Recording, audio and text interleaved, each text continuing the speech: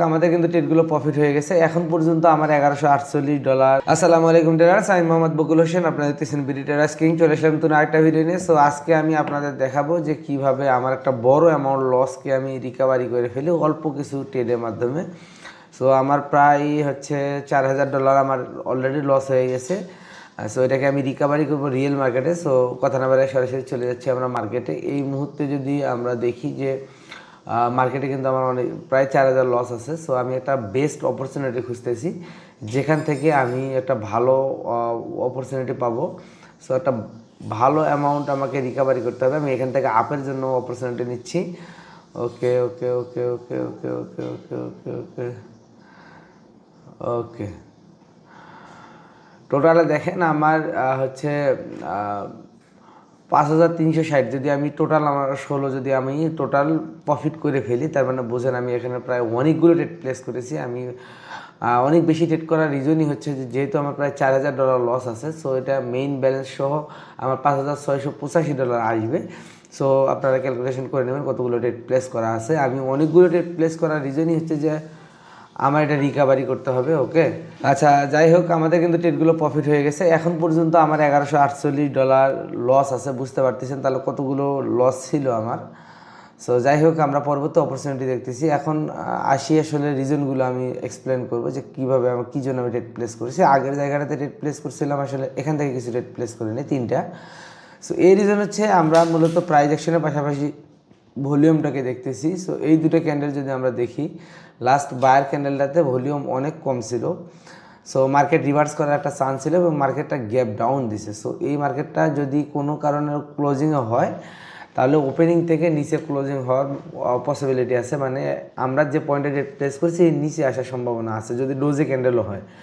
So এটা একটা plus point, এই জন্য মূলত আমি এখান থেকে ডেটগুলো প্লেস করেছি। আর আগের জায়গাতে কন্টিনিউ ডেট করছিলাম কারণ লাস্ট ক্যান্ডেলে অনেক বেশি ভলিউম ছিল, মার্কেট কন্টিনিউ করার একটা চান্স ছিল, এই জন্য কন্টিনিউ ডেট প্লেস করেছি এবং ওটা শিওর ছিল, যার কারণে এতগুলো ডেট প্লেস করছিলাম। সো লাস্ট সেকেন্ডে আমাদের একটা গ্যাপ ডাউন দিয়ে ডেটটা প্রফিট দিয়ে দিছে। সো এটা look like a lakh. Okay, so আমাদের একটা গ্যাপ ডাউনে প্রফিট হয়েছে। এখনও $898 আমাকে রিকভারি করতে হবে। সো লস রিকভারি খুবই একটা চ্যালেঞ্জিং বিষয়, কারণ লস রিকভারিতে গিয়ে আবার লস হয়ে যায়, ঠিক আছে। সো এটা খুবই একটা রিস্কি মোমেন্ট। প্রত্যেকটা ডিসিশন অনেক টাইম নিয়ে নিতে হয় এবং অনেকটা রিসার্চ করে নিতে হয়। সো দেখা যাক, যেহেতু আমাদের আর 800 সামথিং লস আছে, আমরা এটাকে রিকভারির জন্য একটা বেস্ট অপরচুনিটি খুঁজবো যেখান থেকে একটা বেস্ট অপশন পাবো ইনশাল্লাহ, সেখান থেকে ডেটগুলো প্লেস করে দেবো। সো দেখা যাক। ওকে, এখানে আমরা দেখতেছি যে আগের ক্যান্ডেল উইকের ভিতরে ক্লোজিংয়ের পরে একটা বায়ার ক্যান্ডেল আসছে। সো এই বায়ারটা আবার একটা গ্যাপ ডাউন দিছে। সো এখানে একটা ওকে ওকে যেহেতু এখানে বায়ারটা খুবই স্ট্রং ভলিউম আছে, সো মার্কেট এখানে কন্টিনিউ করবে। দেখেন কী কারণে লাস্ট দুইটা ক্যান্ডেল যখন আসছে, এই তার বিপরীতে যখন একটা বায়ার ক্যান্ডেল আসছে, বায়ার ক্যান্ডেলটা হয়েছে একটা কি স্পিনিং ক্যান্ডেল। ওকে, সো স্পিনিং ক্যান্ডেলের ক্ষেত্রে মার্কেট সবসময় স্পিনিং ক্যান্ডেল যদি এইরকম সিচুয়েশনে আসে এবং এটাতে যদি স্ট্রং ভলিউম থাকে, তাহলে ম্যাক্সিমাম টাইম এই বায়ারটা স্ট্রং বায়ার, এই জন্যই মূলত আসে এবং এটা মার্কেটকে কন্টিনিউ করার চান্স থাকে। এই জন্য এখান থেকে আমরা লাস্ট ক্যান্ডেলের এটা প্লেস করেছি। সো এই স্পিনিং ক্যান্ডেলটাই মূলত হচ্ছে স্ট্রং ক্যান্ডেল, যেহেতু এটাতে স্ট্রং ভলিউম আছে এবং এইটা হচ্ছে আগের ক্যান্ডেল উইকের ভিতরে ক্লোজিং হওয়ার পরে হচ্ছে এখানে যখন আসছে। সো ভলিউমটা আমরা এখানে বেশি প্রায়োরিটি দিছি এবং এটা কন্টিনিউ করার চান্স ছিল বিধায় আমরা এখান থেকে ট্রেডটা প্লেস করেছি। দেখেন খুব সুন্দর আমাদের ট্রেডটা প্রফিট হয়েছে। সো এইটাও মূলত ভলিউমের উপরে ট্রেডটা প্লেস করা হয়েছে এবং এখানে 040 একটা রাউন্ড নাম্বার আছে।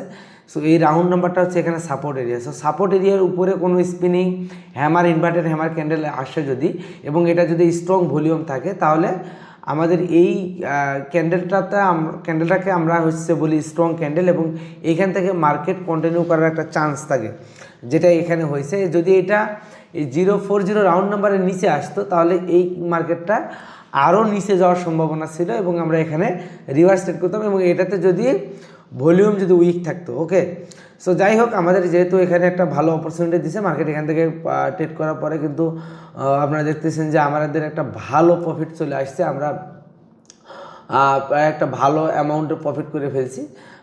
সো এই যে ট্রেডগুলো, প্রত্যেকটা ট্রেড আমি এখানে ট্রেডগুলো প্লেস করেছি, প্রত্যেকটা মার্কেট রিসার্চ করে দেখে দেখে মূলত একটা বেস্ট অপরচুনিটি দেখে ট্রেডগুলো প্লেস করেছি, যাতে করে আমরা এখান থেকে একটা ভালো ফিডব্যাক বের করতে পারি এবং আমার পুরো লসটাকে রিকভারি করতে পারি।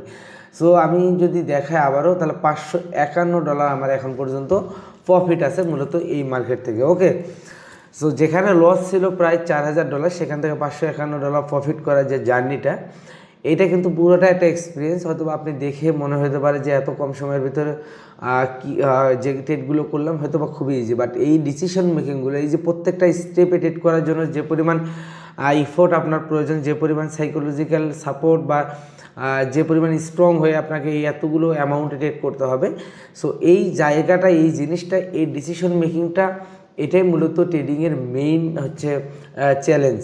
ওকে, সো অনেকের টাকা আছে বাট ট্রেডিংয়ে এসে লস করতেছেন, আবার অনেকের টাকা নেই, ভালো নলেজ আছে, তারাও কিন্তু ট্রেডিংয়ে সাকসেস বের করতে পারতেছেন না। সো সব কিছুই লাগবে, আপনার ব্যালেন্স লাগবে, নলেজ লাগবে, আপনার স্ট্রং সাইকোলজি লাগবে, তাহলে আপনারা মূলত এখান থেকে প্রফিটেবল হবেন। ওকে, সো আমার কিন্তু আমি মাঝখানে 2-3 দিন ট্রেড করি নাই, হঠাৎ করে আজকে আবার ট্রেড করতে গিয়ে মার্কেট খারাপের কারণে বড় একটা অ্যামাউন্ট লস হয়ে গেছিলো, আবার পুনরায় এই সিচুয়েশন থেকে আমি বের হয়ে আসছি।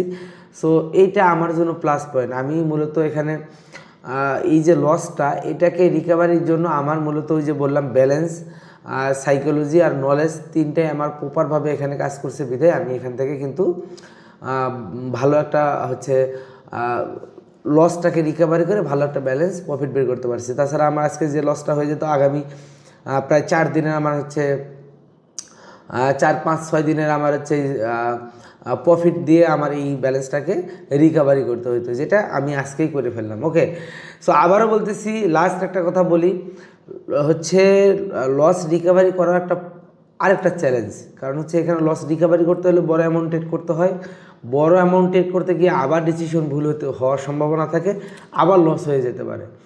সো এই জায়গাটা আপনারা একটু খেয়াল রাখবেন, দেখে শুনে রেট করবেন।